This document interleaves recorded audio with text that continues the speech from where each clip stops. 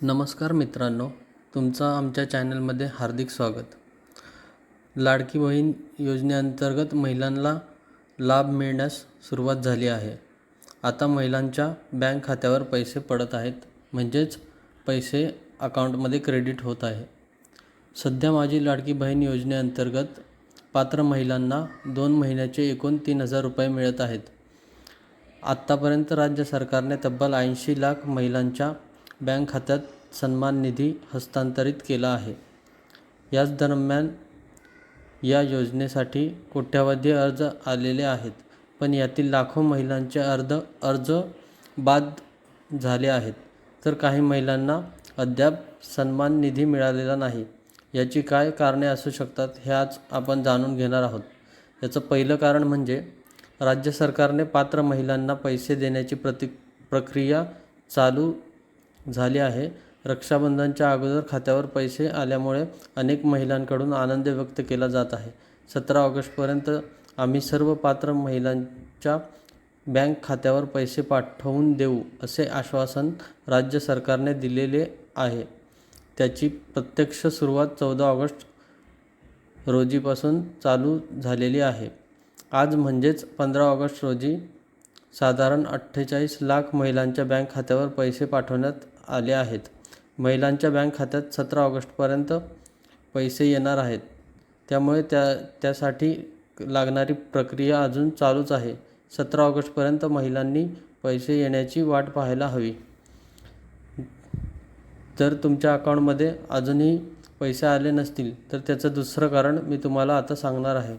बँकेत पैसा जमा न होण्याचे दुसरे महत्त्वाचे कारण हे की बँक सीडिंग स्टेटस आहे. बँक खाते आधार नंबरशी लिंक नसल्याने महिलांना या योजनेचा लाभ मिळालेला नाही.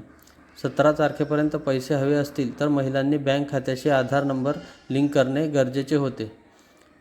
आपला आधार नंबर बँक खात्याशी लिंक आहे की नाही हे तपासणे गरजेचे आहे. UIDAI च्या अधिकृत संकेतस्थळावर जाऊन याविषयीची माहिती जाणून तुम्ही घेऊ शकता.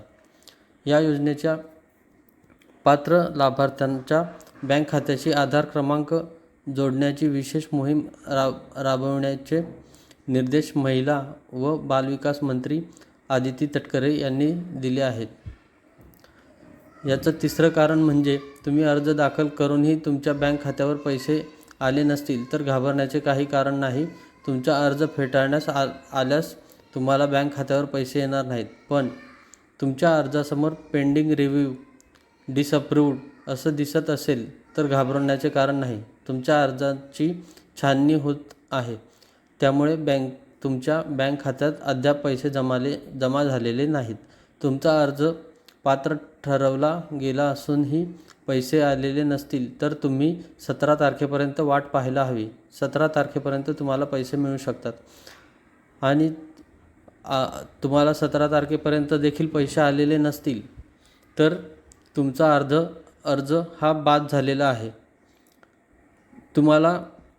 तुम्ही जर तो अर्ज ऑनलाईन भरला असेल तर तुम्हाला पैसे येण्याची शक्यता फार कमी आहे, कारण की अर्ज फक्त ऑनलाईनच नव्हे तर ऑफलाईन पण अर्ज भरणे आवश्यक आहे.